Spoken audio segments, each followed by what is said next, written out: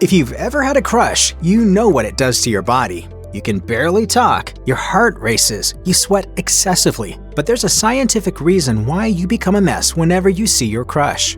It's easy for anyone to lose their composure when their crush is around. According to a 2005 study published in the Journal of Comparative Neurology, when we're smitten with someone, our brain goes into overdrive. The research in the study included taking functional MRI images of the brain in real time to see exactly how it responded to romantic love via a crush. It was discovered that the most primitive parts of the brain, the ventral tegmental area, light up. As a result, one of the most important chemical reactions in the human body prepares to do its thing, which is to make you nuts.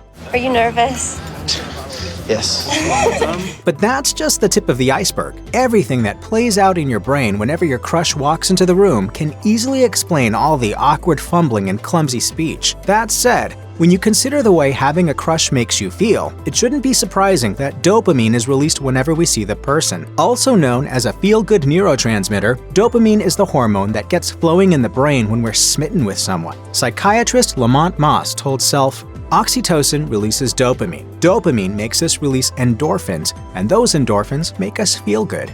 Because we're feeling so darn good, blood vessels in our bodies start to open up, so we feel a bit of euphoria," according to Moss. That's why having a crush feels so amazing and makes us do things we would normally never do. We become addicted to the energy and the rush of hormones that take hold when our crush is near.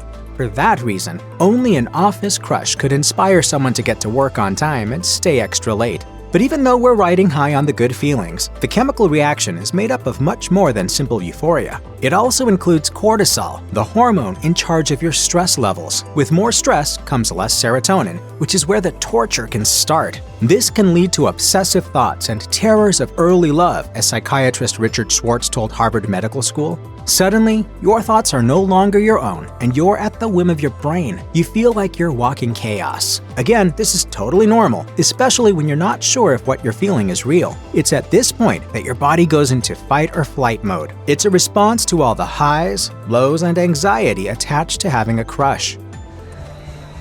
Am I dreaming? I'll leave you alone forever now. Thanks.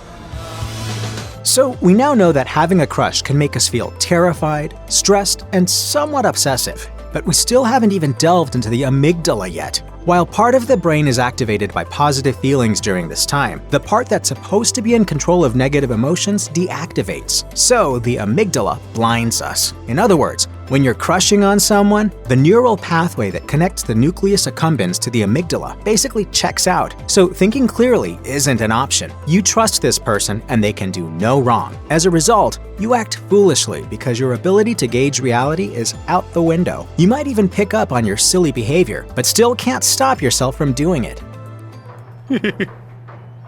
Well, this is my floor.